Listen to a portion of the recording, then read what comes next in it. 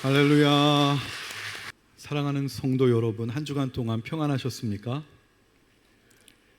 우리는 살아가면서 수없이 많은 결심을 하게 되죠. 새해가 되면 더 그렇습니다. 어떤 분은 이런 결심을 할 겁니다. 올해는 내가 그동안 못했던 성경을 한번 일독을 해봐야 되겠다. 또 어떤 분들은요, 내가 이제 화내지 않고 내 사랑하며 살아야 되겠다. 그런 결심을 할 수도 있습니다. 또 어떤 우리 남자분들은 내가 올해는 금주에 한번 성공해 봐야 되겠다. 그리고 좀 거룩하게 한번 살아봐야 되겠다. 그런 다짐을 새해 벽두에 우리는 하게 됩니다. 근데 여러분, 그 결심들이 얼마나 오래 지속되던가요? 작심삼일이라고 하는 말은 그냥 나온 것이 아닙니다.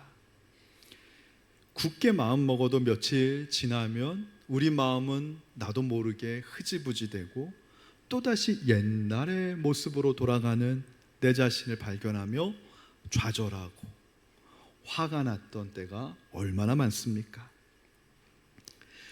그래서 오늘 저는 여러분에게 중요한 사실을 한 가지 말씀드리려고 합니다. 사람은요, 언제 변화되냐면 결심할 때 변화되는 것 같지만 아니에요. 결단할 때 변화되는 것 같지만 아니에요. 사람은 충격받아야 변화됩니다. 술을 평생 못 끊는 분이 있잖아요. 강경하다라고 하는 판정을 받고 의사 선생님이 술 더 드시면은 이제 죽습니다는 얘기를 들으면 그런 충격받으면 술이 끊어지더라는 거예요. 고난당하게 되면은 그제서야 사람이 정신 차리고 변화가 됩니다. 근데 그런 외부의 충격도 일시적인 경우가 있더라고요. 그 술을 끊으셨던 성도님이요, 몇 달 지나가지 않아서 다시 입에 술을 대고 결국 또 돌아가시는 것을 저는 본 경우도 있습니다. 고난당하는 것이 내게 유익이라고 했지만 고난을 통한 그 충격으로 인하는 변화도 일시적인다면 그럼 그것 말고 더 강력한 충격이 있을까? 그것이 바로 말씀입니다. 제가 첫째 날 부흥성회 때 기도에 대한 말씀을 전했고, 어젠 찬양에 대한 말씀을 전했고, 오늘이 이제 말씀에 대한 말씀을 전합니다. 말씀이 우리의 영혼을 강타할 때 사람의 진정한 변화가 시작되는 것이죠. 사도 바울 같은 경우를 보십시오. 도무지 변화될 것 같지 않았던 사람이지만 사도 바울이 다메섹 도상을 걷다가 빛으로 오신 부활하신 예수님의 말씀을 만나고부터 그의 영혼이 천지개벽하는 그런 변화의 역사가 일어났던 것을 우리는 알 수 있습니다. 그래서 아무리 강박한 심령이라 할지라도요, 하나님의 말씀 앞에 서면 변하지 않을 재간이 없음을 믿으시기 바랍니다.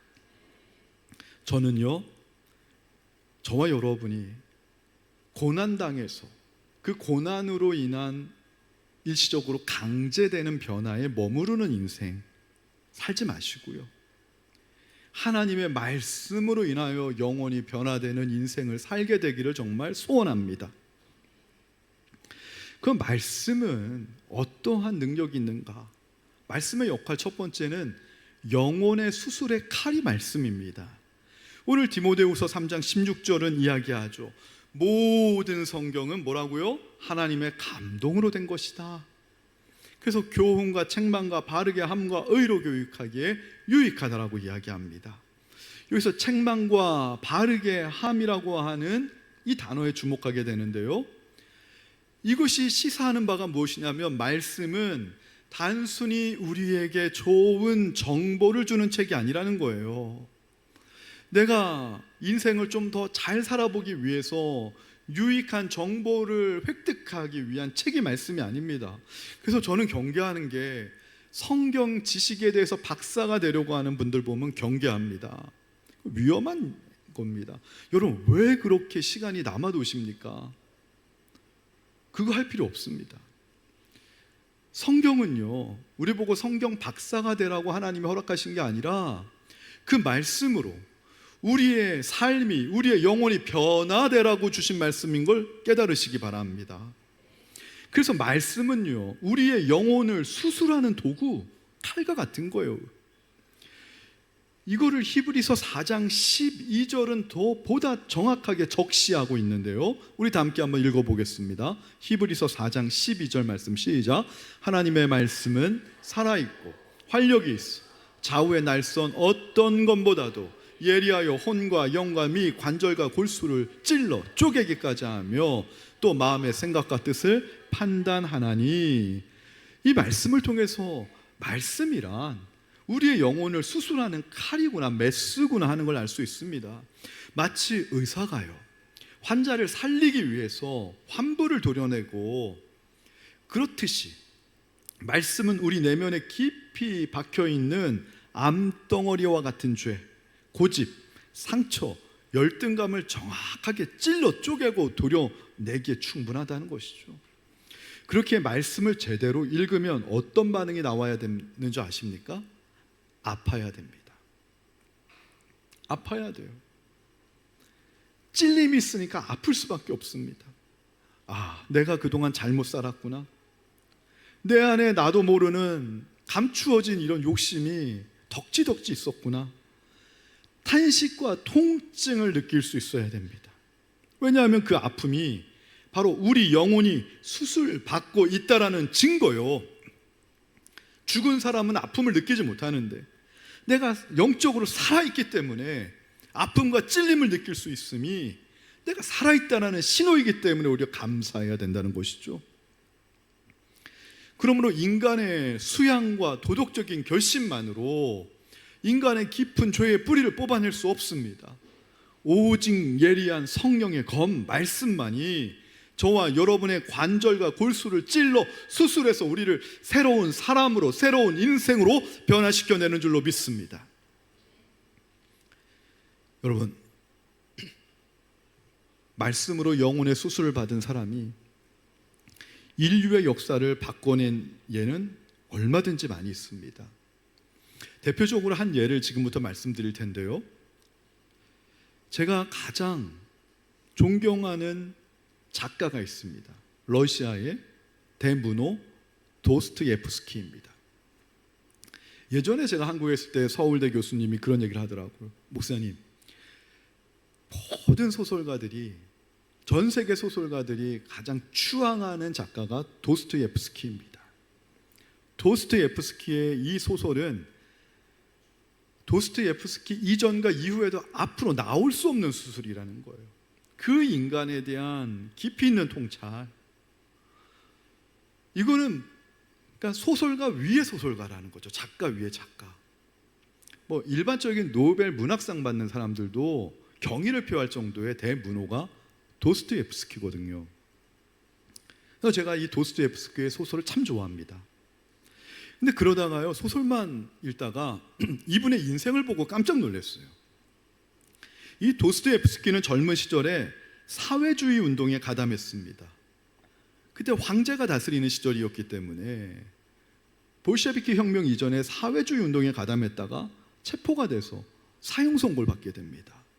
영하 50도 아주 추운 겨울에 사형대 위에 묶여서 꼼짝없이 총살 집행을 기다리는 그 짧은 기간 동안 도스토옙스키는 이렇게 고백합니다. 그 짧은 시간 동안 죽음의 공포가 나를 집어삼켰다. 이제 내 인생은 여기서 끝나는구나. 모든 인생의 희망이 사라지더라는 거예요. 그렇게 사회주의 운동으로 희망을 꿈꿨던 사람이 사형대 앞에서 모든 희망을 잃어버리는 경험을 하게 된 것이죠. 근데 아직 하나님을 모를 때였는데도 하나님이 저는 도스토옙스키의 인생 가운데 은혜를 베풀어 주셨다고 생각하는데, 이 은혜가 언제부터 온 거냐면 에베소서 1장 4절에는 기록되어 있습니다. 창세 전부터 예정된 은혜였다라는 것을. 처형 직전에 기적적으로 황제의 특사가 도착이 돼서요, 몇 분만 늦었어도 이 사형이 집행됐을 텐데 도스토옙스키 사형이 면제되고 형량이 감량되어서 시베리아 수용소로 유배를 가게 됩니다. 죽다 살아났지만 어쨌든간 도스토옙스키가 가는 그 수용소는요, 혹독한 추위와 강제 노동이 있는 곳 아닙니까? 유배지로 이동하는 중에 한 장교의 부인이 와서, 이분이 예수님 믿는 사람이에요. 이 장교의 젊은 부인이 다가와서 도스토옙스키에게 한 작은 책을 건네주었습니다. 그 작은 책이 뭐냐면 바로 신약 성경이었어요. 수용소라고 하는 지옥 같은 현실 속에서 인간의 의지로는 도저히 견딜 수 없는 고통 속이었지만, 도스토옙스키는 그래도 나를 생각해 주는 그 따뜻한 마음으로 건네준 이 책을 외면할 수 없어서 그 작은 성경책을 읽고 또 읽었습니다. 그때 어떤 일이 벌어졌냐면, 말씀은 뭐라고요? 우리가 감상한 그런 노래가 아니에요. 말씀은 우리의 영혼을 수술하는 칼이라고 했듯이, 그 말씀의 칼이 도스토옙스키 사회주의 운동으로 굳어진 도스토옙스키의 마음을 찔러 쪼개 수술하는 겁니다. 절망의 끝자락에서 드디어 도스토옙스키는 말씀 속에 피 묻은 예수 그리스도를 만났다라고 고백합니다. 말씀이 그의 영혼을 수술하자 도스토옙스키가 놀라운 고백을 했는데요, 유명한 고백입니다. 누가 내게 예수 그리스도가 진리가 아니다라고 하는 것을 증명해 낸다고 한다면 나는 진리보다 차라리 예수를 선택하겠다. 예수님을 위해서라면 나는 진리조차도 포기할 수 있다. 대문호인 도스토옙스키의 이런 고백을 했다는 것은 여러분, 일반인이 하는 고백과는 차원이 다르다는 것을 아셔야 합니다. 이렇게 말씀으로 영혼이 수술된 도스토옙스키는요, 위대한 러시아의 대문학가로 다시 거듭나게 되는데, 그러면서 나온 소설이 죄와 벌, 카라마초프가의 형제들, 이런 불후의 명작들은 바로 말씀으로 수술받은 영혼에서부터 나온 열매 작품이었다는 것이죠. 그러므로 사랑하는 성도 여러분, 여러분의 삶에 오늘 변화를 필요로 하시는 분이 계십니까? 혹시 지난 한 해 동안 끊어내고 싶었지만 끊어낼 수 없었던 죄의 습관이 남아 있는 분이 계십니까? 치유받고 싶지만 내 한평생 동안 치유되지 않는 남모르를 열등감과 어떤 그런 상처들, 그런 것들이 갖고 계신 분이 있습니까? 여러분, 나의 결심을 믿지 마십시오. 내가 죄의 습관을 끊어낼 수 있어, 내가 상처를 극복할 수 있어, 그렇게 정신 승리하지 마시고 대신 매일 말씀의 수술대 위에 올라가시기를 주님의 이름으로 당부드립니다. 그래서 성경을 펼칠 때 우리 이렇게 기도했으면 좋겠어요. 하나님, 오늘도 이 말씀, 선포되는 말씀을 통해서 제 환부를 도려내 주시옵소서. 아프더라도 저를 고쳐 주시옵소서. 또한 말씀이 나를 책망할 때는 피하지 마시기 바랍니다. 말씀이 우리를 찌르는 것은요, 우리를 죽이는 것이 아니라 우리를 살리시는 하나님의 사랑인 것을 믿으시기 바랍니다. 이렇게 말씀이 저와 여러분의 영혼을 강타할 때, 말씀으로 충격받을 때 우리는 비로소 어떻게 된다고요? 디모데후서 3장 17절 말씀처럼 하나님의 사람으로 온전하게 세워지게 될 것입니다. 오늘 이 시간 말씀의 예리한 검이 저와 여러분의 심령을 수술해서 우리가 갖고 있던 슬픔이 기쁨으로 변화되고, 죄인의 신분에서 우리가 의인의 신분으로 변화되어 놀라운 치유의 역사가 우리의 삶 가운데 가득하기를 주님의 이름으로 먼저 축원합니다. 우리가 살펴봐야 될 두 번째 제목은 기도가 막히는 이유입니다. 많은 성도님들이 신앙생활을 하면서 가장 어려워하는 것 중에 하나가 바로 기도에 관한 문제입니다.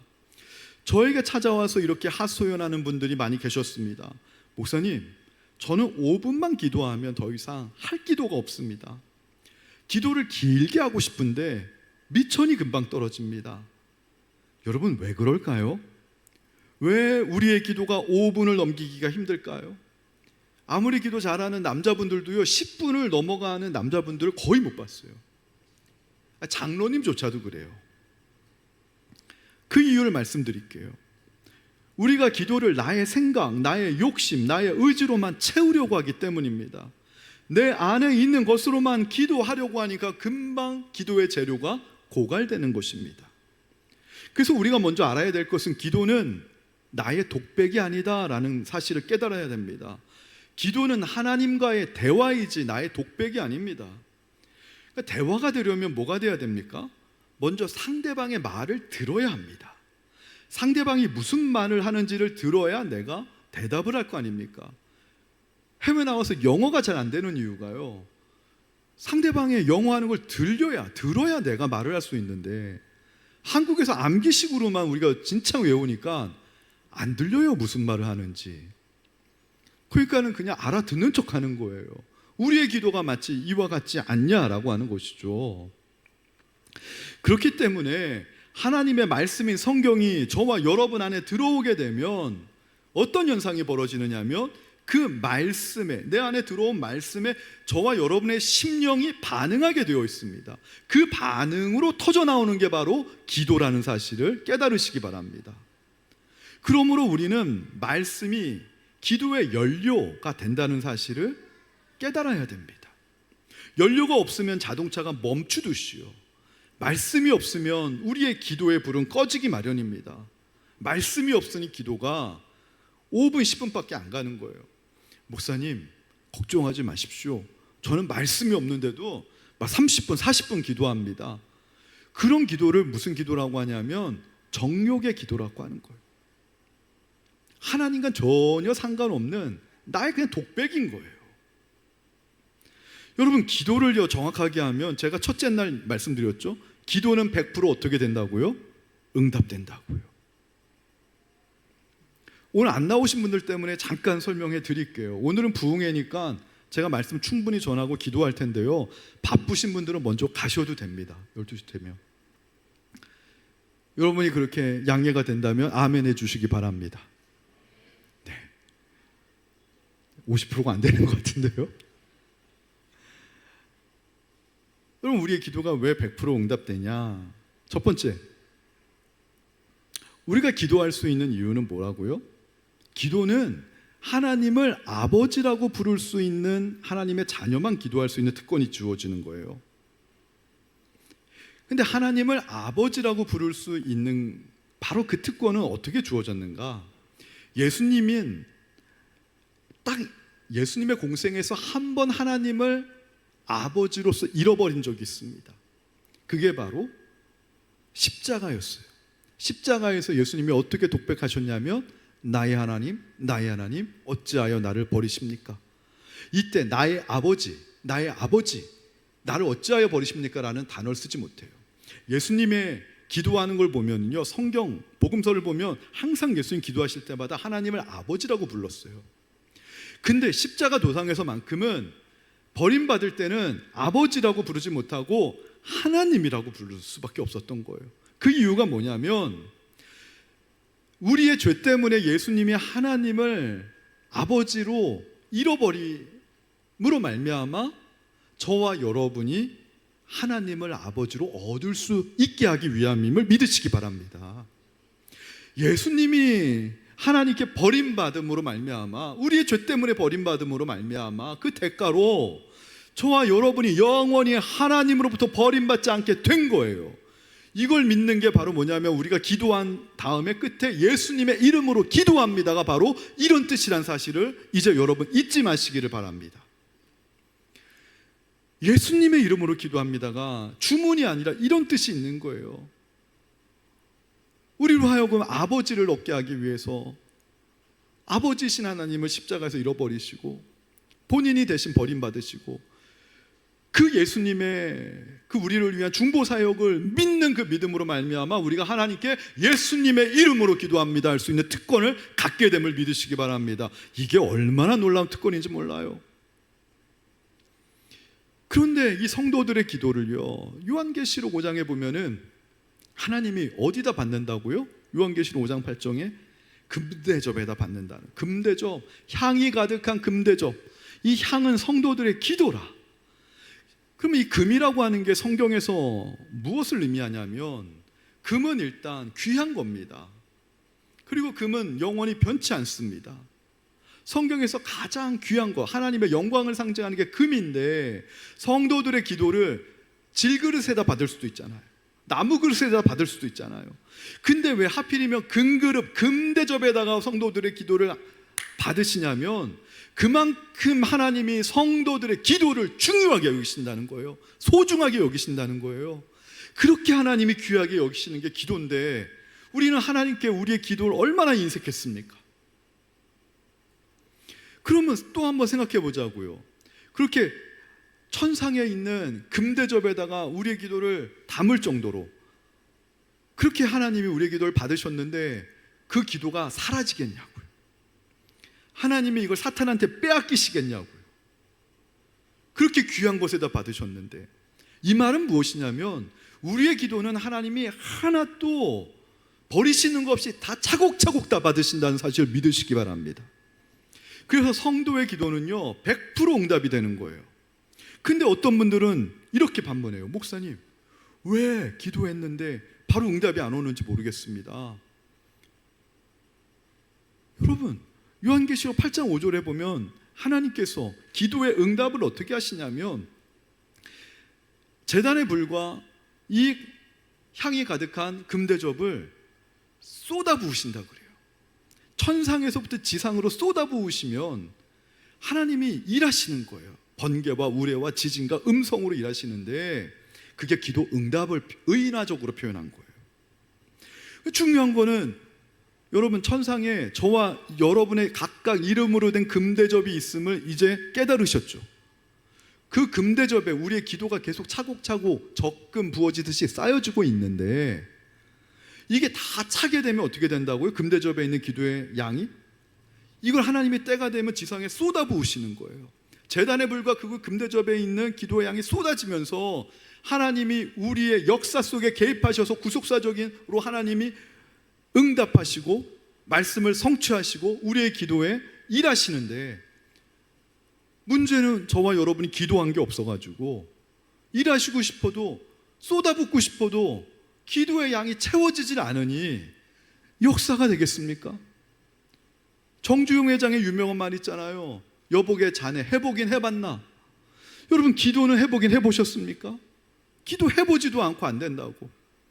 또 어떤 분들은 그렇게 오해를 합니다. 사도 바울이 자신의 육체의 가시 질병 때문에 낫기를 3번을 구했습니다. 하나님, 내 육체의 가시 질고를 낫게 하여 주시옵소서. 어떤 분들은 이걸 단편적으로 이렇게 이해하더라고요. 하나님, 내 육체의 병 낫게 해주세요. 1번 기도했습니다. 하나님, 또 낫게 해주세요. 2번 기도했습니다. 하나님, 또 낫게 해주세요. 3번 기도했습니다. 안 되네. 여러분, 이렇게 단편적으로 이해하시는 분은 어른들은 없으시겠죠. 귀 있는 자만 들을지어다. 이게요, 성경에서 1번 기도했다라고 하는 것은 적어도 이 정도는 기도한 거예요. 40일 금식 기도 정도 한 거예요. 40일 금식 기도하면요 잘못하면 죽습니다. 그렇게 목숨을 다해 기도했는데 하나님이 응답해 주지 않는 거예요. 그래서 너무나 간절해서 또 40일 금식 기도를 또 한 거예요. 40일 금식 기도를 여러분 3번 했다 그러면요 목숨 걸고 한 거예요. 그런데 하나님이 그때 응답을 주시는 거예요. 내 은혜가 내게 족하다. 응답 안 받은 거예요? 아닙니다. 응답 받은 겁니다. 어떤 응답이냐면요, 사도 바울은요 기도하는 곳마다 하나님이 놀랍게 응답해 주셔가지고 가는 곳마다 교회가 세워지고, 초대교회에 사도 바울이 고난이 많았지만 고난을 다 뚫고 엄청나게 막 부흥의 역사를 일으킬 정도로 응답을 해주셨어요. 심지어 죽은 자를 위해 기도해도 막 살아나게 하셨단 말이죠. 그런 사도 바울이 자기의 병까지 기도한 거 하나님이 다 낫게 해주시면 사람들이 사도 바울 신으로, 하나님 대신 신으로 모실까 봐. 사도 바울에게는 넌 신이 아니잖아, 네가 하나님은 아니잖아, 네가 다른 영혼을 위해, 교회를 위해 기도하는 건 내가 다 응답해 주지만 너의 가시는 너가 자고할까 봐, 아니 다른 사람들이 너를 하나님처럼 우상으로 여길까 봐 내 은혜가 내게 족하다, 그거 아닙니까? 그래서 사도 바울은 겸손하게 예수 그리스도를 가리키는 난치판으로서 영광스럽게 살 수 있게 된 거예요. 그러니까 목사님들이 기도를 할 때 성도들의 기도는 다 고쳐도 자신의 병은 막 하나님 기도해도 하나님이 응답 안 해주시는 이유가 있어요. 목사님이 자기를 위해 기도하는 것마다 다 응답되면은 성도님 중에서 야, 목사님이 예수님 같아. 예수님은 안 보이는데 목사님이 가까이 있고, 그럴까봐 안 들어주는 거예요. 제가 그걸 깨닫고 이게 숙명이구나. 다 안 들어주는 거예요, 목회자는. 사도 바울보다 나을 수 있는 목회자가 어디 있겠어요. 어쨌든가 100% 기도는 다 응답이 된다라고 하는 것이죠. 여러분, 디모데후서 3장 15절에 봅시다. 우리 디모데후서 3장 15절에 보면은 또 어려서부터 성경을 알았나니 성경은 능히 너로 하여금 그리스도 예수 안에 있는 믿음으로 말미암아 구원에 이르는 지혜가 있느니라. 여기서 이 지혜가 헬라어로 소피아인데요, 똑똑한 게 아니라 문제를 풀어내는 능력을 얘기합니다. 여러분, 신앙은 뭐죠? 해석 능력입니다. 인생은요, 해석 능력이 있어야 되고요, 유턴하는 능력이 있어야 돼요. 유턴하는 능력이 뭡니까? 회개입니다. 애굽으로 가던 인생이 하나님께로 유턴할 수 잘하면 되고, 인생을 믿음으로 말씀으로 잘 해석하면 돼요. 근데 있잖아요, 이 해석 능력이 이게 참 어디서부터 오냐면 지혜, 구원에 이르는 지혜, 이 소피아에게, 이게 소피아인데 헬라어로 여기서 온다는 거예요. 제가 오늘 좀 커밍아웃을 부끄럽지만 좀 하면은요, 제가 결혼하고 전도사 때 딱 결혼했거든요. 저희 아내를 만나서 부산에서 결혼했습니다. 근데 제가 해석 능력이 없었어요. 저는 마음이 악한 사람이 아닙니다. 근데 있잖아요, 이렇게 저희 아내가 그런 얘기를 하더라고요. 저희 아내가 임신했을 때, 첫 아이를 임신했을 때 이렇게 슈퍼에서 장을 보면은 그때 부산에서 이렇게 검은 봉다리에다가 이렇게 두부나 뭐 콩나물 이렇게 넣어주거든요. 그러면 아내가 임신하면은 그 누가 들어야 되죠? 검은 봉다리에 있어. 보통 남편이 다 들어주잖아요. 내가 들었겠지 했는데 안 들어줬다는 거예요. 저희 아내가. 저희가 내가 그럴 리가 있겠냐? 그러니까 안 들어줬대요. 그래서 그럼 들어달라고 얘기하면 내가 들어줬겠지. 그러니까 얘기했대요. 얘기했는데 내가 왜 안 들어줬냐 하니까 그날이 주일날 예배 있는 날이라 가지고 양복을 딱 입어서 양복을 입은 신사는 검은 봉다리를 드는 게 아니다. 그러고 제가 안 들어줬다는 거예요. 딴 땐 다 들어줬는데. 제가 그럴 일이 있나? 근데 하나님 저에게 주신 은사가 불리한 것은 다 잊어먹게 하는 진짜 은사가 있는데 진짜 잊어버려요. 저는 연기가 아니라 진짜 잊어버려요. 저희 안에만 속만 터지는데. 그러니까 이게 해석 능력이 없는 거죠. 그러니까 이 해석 능력이라는 게 인생 사는데 얼마나 중요한 게 하면 아내들이 우리 남편한테 이 해석의 능력 생기게 해달라고 기도하는 거예요. 한평생 동안. 예를 들면 우리 남자분들, 그 부인이 전화해 줘가지고요, 여러분의 아내가 전화해서 여보 오늘 덥지? 이렇게 하면은 그게 무슨 뜻입니까? 아니 안 더워. 여기 사무실 에어컨 잘 나오고 안 더워. 우리 남자분들 보통 그렇게 얘기합니다. 근데 여러분, 여자분들은요, 그게 그런 뜻이 아니라는 걸 저는 최근에 알았어요. 그게 뭐냐면 남자분들이 어떻게 대답을 해주기 원하냐면, 여보 당신 아침부터 애들 보내고 집안일하고 여보 그러느라고 빨래 돌리고 너무 힘들지? 당신이 집에 혼자 있으면 한 푼이라도 아끼려고 에어컨 안 틀잖아. 그 얼마나 힘들겠어. 그러니까 오늘 저녁은 당신이 좋아하는 갈비찜 사줄까? 이렇게 해석하는 게 맞답니다. 여자분들 그렇습니까? 저는 이거를요 53살 때 알았어요. 근데 이 능력이 어디서부터 오냐면 말씀에서부터 온다는 거예요. 그래서 말씀을 붙들고 기도해야 우리 인생에 해석의 능력이 생긴다는 거예요. 여러분 이거 아셔야 됩니다. 내 생각으로 기도하면 중언부언이 되지만 말씀이 내 안에 들어와 기도하면 그것은 하늘 보좌를 움직이는 영적인 다이너마이트가 됨을 믿으시기 바랍니다. 그러니까 내 형편을 아래는 탄식에 멈추지 마시고 하나님의 약속, 말씀을 붙잡고 내 영혼에게 선포하는 기도로 나아가게 되시기를 주님의 이름으로 축원합니다. 말씀이 약속하고 있는 바를 붙들고 기도할 때요 불가능한 상황이 변하는 기적을 체험하게 되는 거예요. 조지 뮬러 목사님이요, 5만 번 이상의 기도 응답을 받으신 분인데 이분이 말씀을 붙들고 기도하시는 분으로 유명합니다. 1857년 12월이에요. 정확히 날짜가 특정되는데 영국 브리스톨에 조지 뮬러 목사님이 운영하는 고아원이 있었는데 큰 위기가 닥칩니다. 한겨울인데요, 추위가 아주 맹위를 떨치는 한겨울 때 그만 고아원 보일러가 고장난 겁니다. 수리기사를 불렀더니만 이거 수리하는데 보통 며칠 걸린다는 거예요. 근데 밖에는 매서운 북풍이 몰고 있었다는 거예요. 그 영국이니까 북해바에서 오는 거 아니에요. 제가 북해를 가보니까요, 북해는요 겨울 되면은요 사람이 갈 곳이 못 됩니다. 너무 바닷속도요 칠흑같이 어둡고요, 풍랑이 있잖아요, 막 집채만해요. 바닷바람이 얼마나 이렇게 살을 막 에아리는지, 그 진짜 매서운 그 북해 바람이 1857년이면 온난화도 아니고 얼마나 춥겠습니까 그때. 자칫 잘못하면 고아원에 있는 아이들이 얼어서 죽을 수도 있는 절체절명의 위기였습니다. 이때 조지 뮬러 목사님이 뭐 했겠어요? 기도했는데요, 단순하게 하나님 고쳐주옵소서 이렇게 때를 쓰는 기도가 아니라 말씀을 붙들고 기도했다라고 나와요. 그의 자서전에 보면 어떤 말씀이냐면 시편 68편 5절인데요 우리 다 함께 한번 읽어볼까요? 시편 68편 5절 말씀. 네, 제가 읽어드릴게요. 그의 거룩한 처소에 계신 하나님은 고아의 뭐라고요? 아버지이시며 과부의 재판장이시라. 이 말씀을 붙들고 조지 뮬러 목사님이 기도한 거예요. 하나님, 이 아이들 내 애입니까? 하나님의 아이입니까? 하나님 고아의 아버지라고 하셨잖아요. 이 아이들의 아버지는 하나님입니다. 그만 아버지의 역할이 뭐죠? 이 아이들 생명을 지켜주셔야 되죠. 기도합니다. 이 보일러 수리되는 동안 따뜻한 날씨를 허락하여 주옵소서. 우리 아이들이 동사에 걸리지 않을 수 있도록. 그런데요, 이 기도가 끝나자마자 거짓말 같은 일이 일어나는데요, 정말 영국에 며칠 동안 이례적인 봄 날씨가 한겨울에 펼쳐졌다라는 거예요.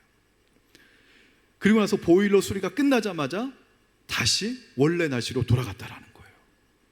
사랑하는 성도 여러분, 조지 뮬러 목사님이 5만 번의 기도 응답을 받으면서 겨우 한 개의 예화를 드린 거예요. 이 기적이 우연이라고 생각하시는 분이 계실지도 모르지만 아닙니다. 말씀을 붙들고 기도하니까 이게 가능했던 거 아닙니까? 우리의 기도가 허공을 치는 메아리가 되지 않으려면 말씀을 붙들고 기도하시길 주님의 이름으로 부탁드립니다. 그래서 마태복음 4장 4절은 사람이 떡으로만 살 것이 아니요 하나님의 입으로부터 나오는 모든 말씀으로 살 것이다. 이 말은 무엇이냐면 말씀은 읽는 게 아니라 먹는 거라는 거예요. 말씀은 생명의 떡으로 오신 예수님이 우리에게 영적인 생명의 떡을 먹어주시는 거라서 말씀을 오늘부터 읽지 마시고 말씀을 먹게 되시길 주님의 이름으로 축원합니다. 말씀을 드셔야, 먹어야 기도가 허공 치는 메아리가 아니라, 향방 없는 기도가 아니라 응답받는 기도, 하나님이 역사하시는 기도 될 수 있습니다. 그리고 요한복음 15장 7절 말씀을 붙들고 기도하시길 바라는데 다 함께 읽겠습니다. 시작. 너희가 내 안에 거하고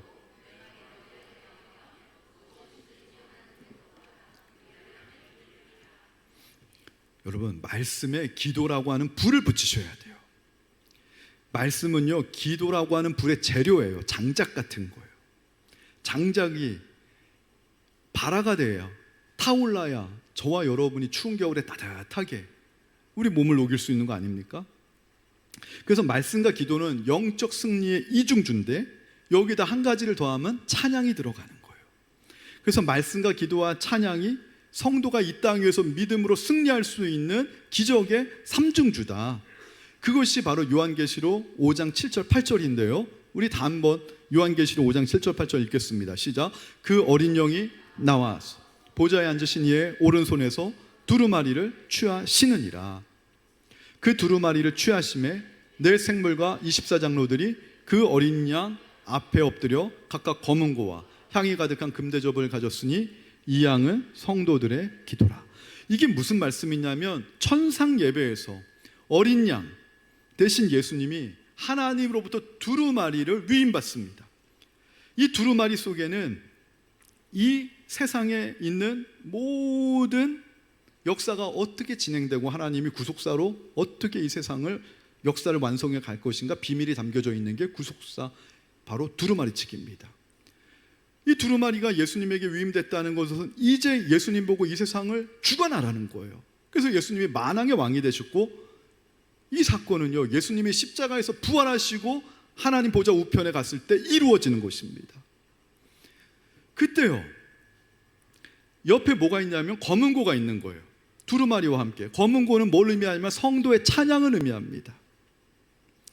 향이 가득한 금대접은 뭐예요? 성도의 기도를 의미합니다. 그럼 이것이 갖고 있는 영적 의미가 무엇이냐면, 예수님께서 이 세상의 역사를 주관해 가시고 하나님의 뜻 구속사를 이루어 가실 때 단독으로 행하시는 게 아니라 성도의 찬양 검은고와 성도의 기도 금대접, 성도의 찬양과 기도와 함께 하나님의 나라의 구속사를 진행해 가시겠다. 할렐루야.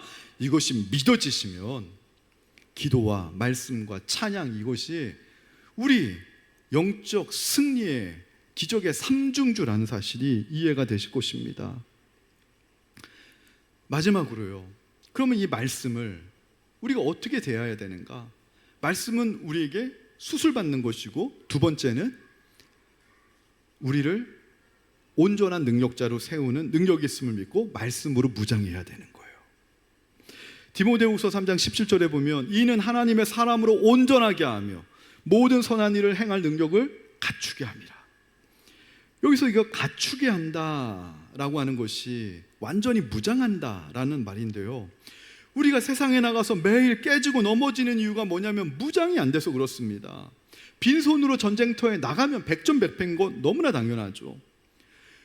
내 의지라고 하는 낡은 칼 한 자루 가지고 골리앗이 버티고 있는 세상 앞에 서니까 두렵기 마련입니다. 매일 염려가 나도 모르게 찾아드는 것입니다. 그러나 말씀으로 무장된 사람은 다릅니다. 여기서 다윗 이야기를 오늘 하고 마칠까 합니다. 다윗 이야기 마지막 잘 집중해 들어주시기 바랍니다. 우리가 다윗이 살던 시대에요, 미남상은 어떤 상일 것 같아요, 여러분? 다윗이 살던 시대는요, 롱롱어고 몇천 년 전입니다. 지금 같은 아이돌, 뭐 BTS 같은 그 꽃미남이 미남상이 아니라요, 울그락불그락하고 막 근력이 있고 울퉁불퉁 알통을 자랑하고 사냥 잘하고 적군이 쳐들어오면 나가서 막 물리칠 수 있는 사나이 중에 사나이, 그렇게 생긴 사람이 미남상입니다. 그러면 여러분, 다윗은 미남상이었을까요? 그 당시에? 아닙니다. 성경에 보면 다윗은요, 어렸을 때부터 양을 치면서 수금을 탔다 그래요. 노래하는 꽃소년이었어요. 거기에다가 감수성이 풍부했어요. 시를 지을 정도로. 그러면 이런 사람이 전쟁터에 나가면 어떤 현상이 벌어질까 생각해 보니까 그럴 것 같아요. 적군 앞에 칼로 딱 찌르려고 하니까, 이 친구가 내 칼에 맞으면, 찔리면 아프겠지? 이런 생각이 들 거 아니겠습니까? 감수성이 풍부하니까. 적군을 목을 내려칠 수 있겠냐는 거예요. 창으로 찌르려고 하면은 감수성이 돌아가는 거예요. 이 친구가 죽으면 이 친구의 부모님이 막 울지 않을까? 슬프지 않을까? 여러분, 이런 생각이 드는 소년이 다윗인데 전쟁하기에 합당합니까? 약점이라고요. 그 당시 시대 때는. 다윗이 시대를요, 한참 요즘 같은 시대 때 태어나야지 다윗이 BTS로 데뷔를 하는데 너무나 시대를 안 만난 거예요. 제대로 못 만난 거예요. 다윗의 이 감수성, 남자가 수금 타고 시 짓고 노래하고, 이건 그 당시 약점이었습니다. 그 당시 세상을 사는데 너무나 약점이었어요. 그런데요, 이 다윗의 감수성이 하나님의 말씀을 만나게 되니까, 하나님의 말씀으로 무장되게 되니까 오히려 이게 강점이 됩니다. 다윗의 감수성은 오히려 감수성이 있으니까 하나님의 말씀을 한 번 듣고 잊어버리는 게 아니라 계속 깊이 있게 교감하게 되는 거예요. 말씀을 하나 배우면은 그거를 작사 작곡해가지고 수금으로 연주하면서 노래를 부르는 거예요. 찬양을 부르면서 그 말씀이 곡조 있는 기도인데 계속 묵상이 되는 거예요. 그러니까 어느 날 그 양을 칠 때 있잖아요. 가끔 늑대도 나타나고 곰도 나타나고 막 사자도 나타나는데 막 곰이 일단 나타났는데 다윗이 막 숨었습니다. 아주 그냥 잽싸게 숨어서 처음엔 다윗도 그렇게 생각했겠죠. 내가 몸이 날래고 잽싸니까 내가 실력이 좋아가지고 곰으로부터 숨은 거지. 근데 있잖아요. 말씀을 계속 묵상하면 뭐가 생긴다고요? 해석 능력이 생기는 거예요. 인생에 대한 해석 능력이 생기고 보니까 하나님이 나를 보호해 주신 것이었구나. 내가 곰으로부터 잘 숨은 게 아니라 하나님이 곰의 눈을 가려주셔가지고 내가 잘 숨은 것이구나. 그렇게 되면서 다윗의 이 감수성은요, 약점이 아니라 오히려 하나님의 말씀을 묵상하면 묵상할수록 너무 하나님의 은혜가 깊이 있게 통찰되고 깨달아지니까 그걸 가지고 또 더욱더 시를 짓고 가사를 만들고 노래 부르고 그러면서 선순환이 돼서 영적인 안테나가 생겨버린 거예요. 이렇게 해석의 능력이 생긴 이 다윗은 있잖아요. 골리앗 앞에 섰는데 3미터가 가까이 되는 그런 구축장신 골리앗 앞에 서니까 이스라엘의 모든 용사들이 다 막 벌벌벌벌 떨면서 누구도 나가지 못하는데요. 다윗은 있잖아요. 골리앗을 딱 보고 어떤 생각이 들었습니까? 다윗은 어차피 칼과 창 못 써요. 감수성이 풍부한데 다윗이 할 수 있는 건 뭐예요? 물맷돌 하나인데 내가 유일하게 할 수 있는 주특기 그건데 골몇 보니까 덩치가 너무 큰 거예요. 산 같은 거예요. 해석의 능력이 다릅니다. 덩치가 크니까 무서운 게 아니라 덩치가 크니까 대충 던져도 맞겠네? 그렇게 해석 능력이 생기고요. 대충 던진 거예요. 다윗이 제가 볼 때는. 근데 다윗 안에 뭐가 있어요? 하나님과 이렇게 영적으로 감수성 있게 민감하게 말씀을 묵상하면서 영적인 안테나가 세워졌다 그랬죠. 영적 안테나가 탑재된 그 다윗의 안테나에 천상에서 하나님이 미사일 유도하듯이 이 돌멩이를 유도하는 전파를 쫙 보내셔가지고 영적 안테나를 탑재한 이 다윗의 돌멩이가요 대충 던졌는데 그냥 하나님의 은혜로 골리앗의 급소에 딱 맞아 떨어진 줄로 믿습니다. 저는 그렇게 해석합니다. 그러니까 다윗이 시편 3편을 보면 아들 압살롬에게 쫓기는 절체절명의 위기 속에서도 이렇게 고백합니다. 천만인이 나를 에워싸 진친다 하여도 나는 두려워하지 않는다. 다윗이 무슨 로봇입니까? 감정을 못 느끼는 로봇입니까? 그래서 두려운 감정을 못 느끼는 겁니까? 천만인이 날 죽이려고 에워쌌는데 아닙니다. 다른 사람은 보지 못하는 하나님을 볼 수 있는 영적인 감수성이 있으니까 그것이 영적인 하나님의 말씀을 만나니까 영적인 안목으로 탄생되는 거예요. 그 영적인 안목으로 하나님을 볼 수 있으니까 그 절체절명의 위기 순간에서도 하나님을 보니까 두려움을 극복할 수 있게 된 것이죠. 여러분, 어느 자매가요 결혼하면서 남편 된 사람에게 이렇게 약속을 받았다고 합니다.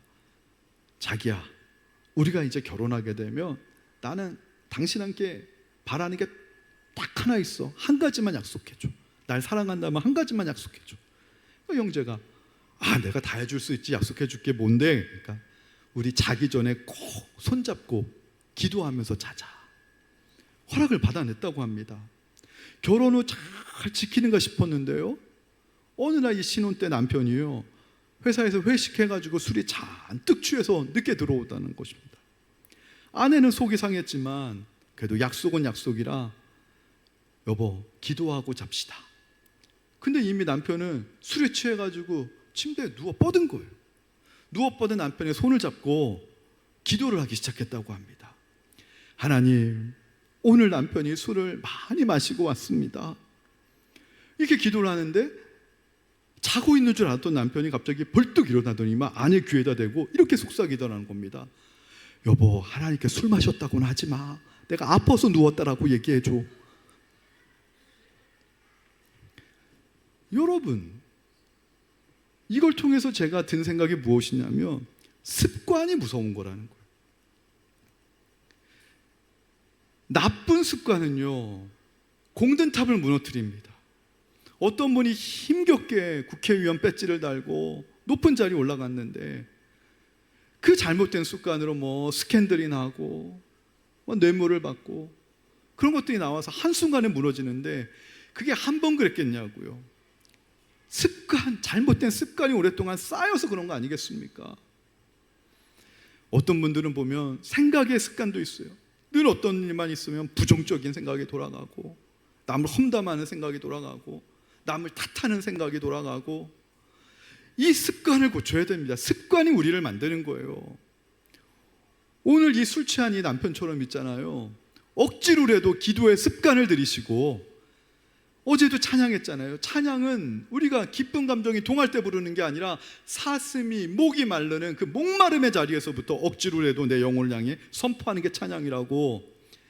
찬양의 습관을 들이시고 말씀에 순종하는 습관을 들이시길 주님의 이름으로 축원합니다. 기적은요, 능력에서 나타나는 게 아니더라고요.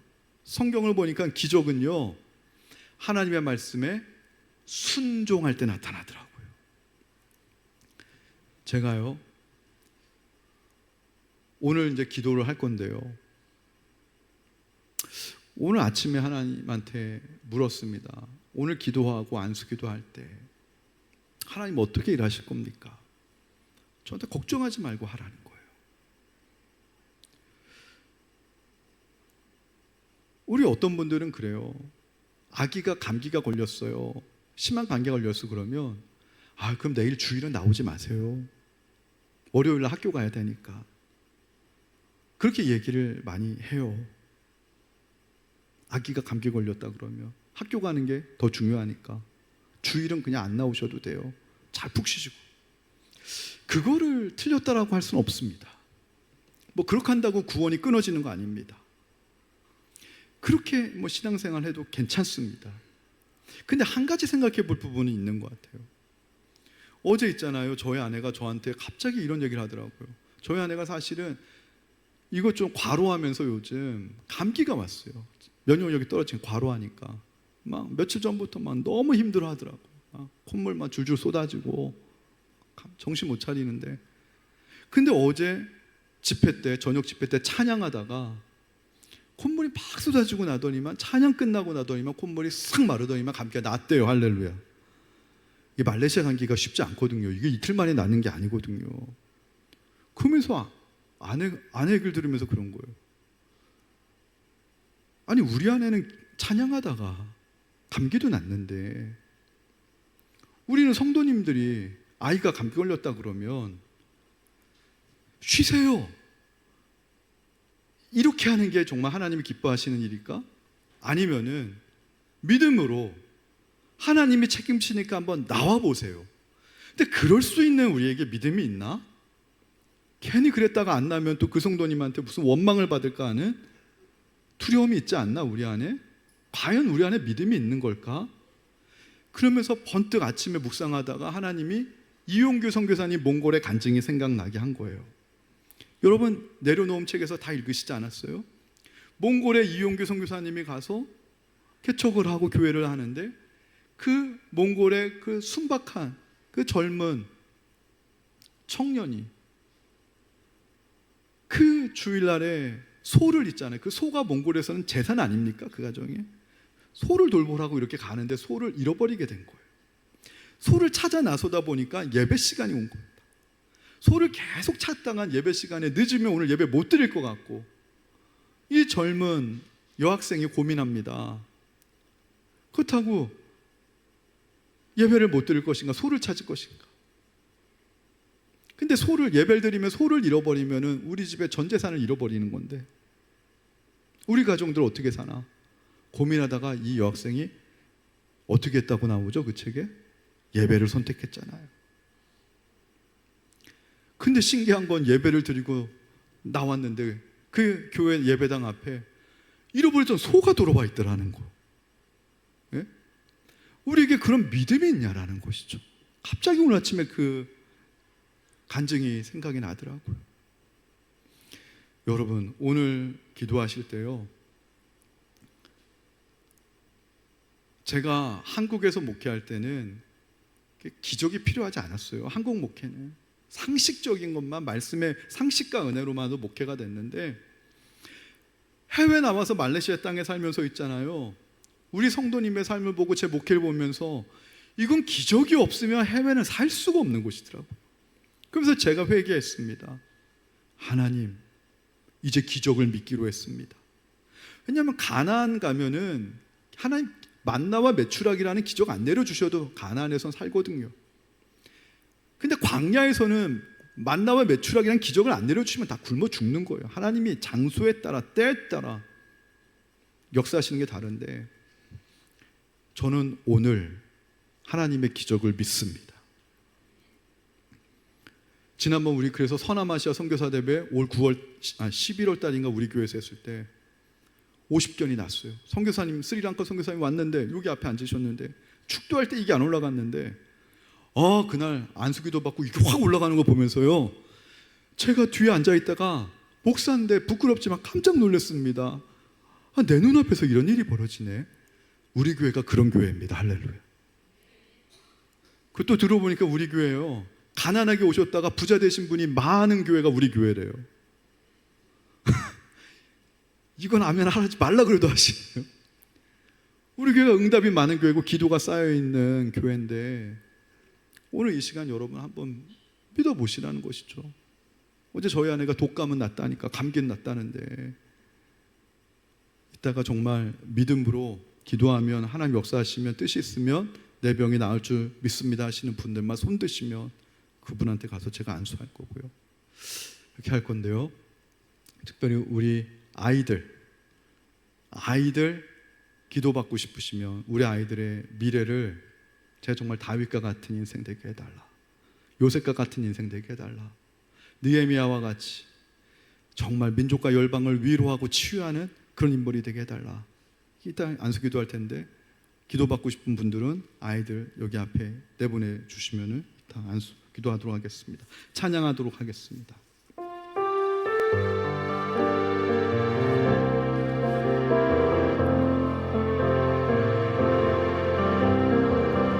참 고마운 친구 나의 예수님,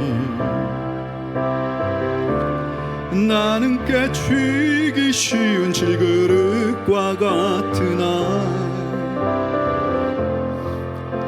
심해도 포기치 않음을 예수의 생명이 내 안에 있기에 내 삶의 동행자, 내 삶의 동행자 나의 예수님, 나는 기대가 없는 어린 나귀 같으나 늘 쓰러져 다시 일어남도 예수의 생명이 내 안에 있기에 아멘. 나의 약함은 나의 자랑이요,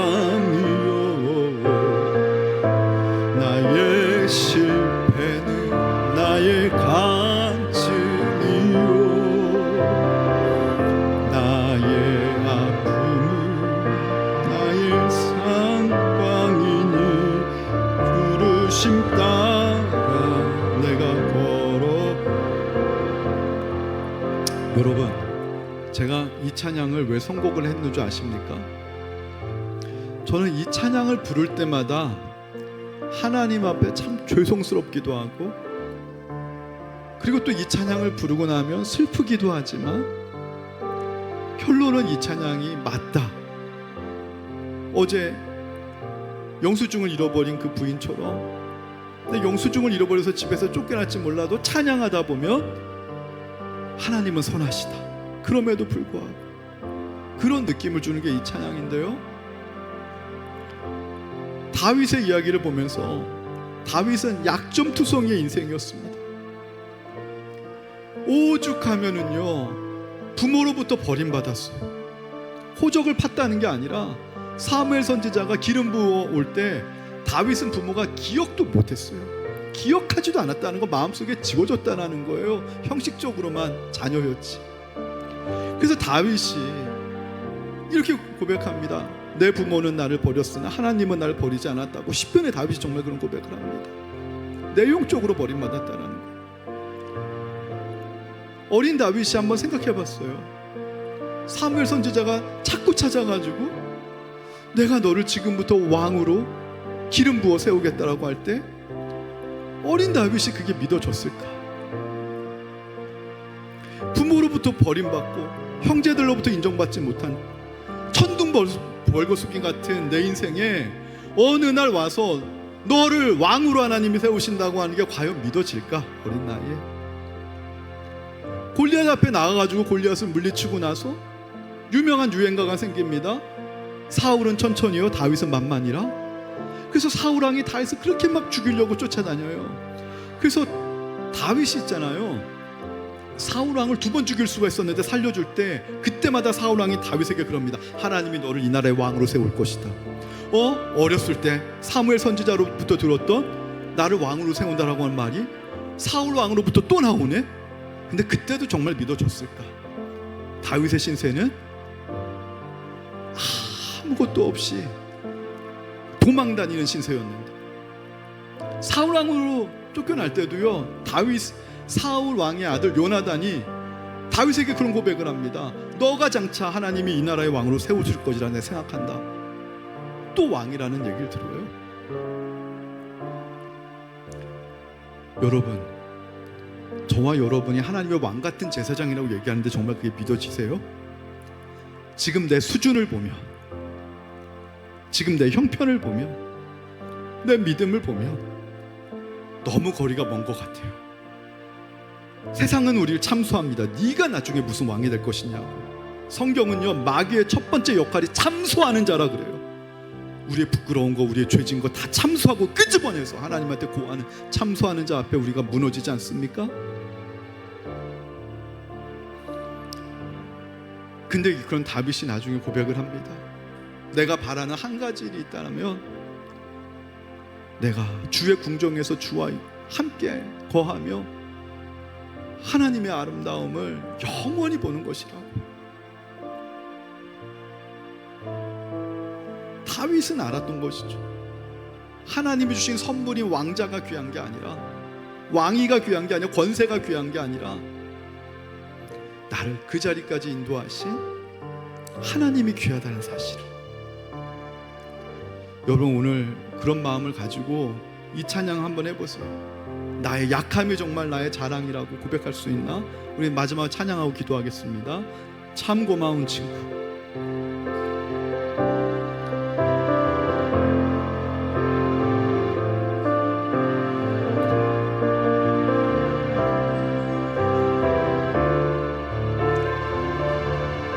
참 고마운 친구 부르겠습니다. 참 고마운 친구 나의 예수님, 나는 깨지기 쉬운 질그릇과 같으나 아멘. 때론 낙심해도 포기치 않 예수의 생명이, 예수의 생 어디에요? 내 안에 있기에 믿습니다. 내 삶의 동행자, 내 삶의 동행자 나의 예수. 나는 기대가 없는 어린 나귀 같으나 늘 쓰러지나 다시 일어 예수의 생명이 내 안에 있기에. 그래서 우리는 이렇게 고백하죠. 나의 약함은 나의 자랑이요, 나의 실패는 어떻다고요? 나의 나의 심 하나님의 간증입니다. 간증이요 나의 아픔은 나의 영광이니 그 부르심 따라 내가 걸어갑니다. 나 가난함은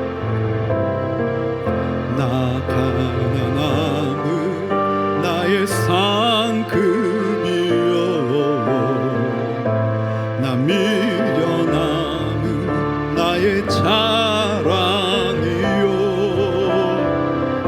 나 쓰러짐이 나의 고백이니 그 부르심 따라 내가 걸어갑니다.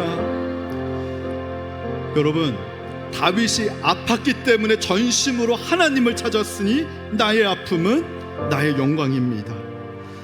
오늘 이 시간 기도하실 때 한 푼도 없는 적신으로 온 다윗을 나중에 하나님이 온갖 부귀 영화를 다 입혀주실 때도 다윗은 하나님 한 분만으로 부자였고 모든 것은 하나님을 위해 다 포기할 수 있을 정도로 가난했습니다.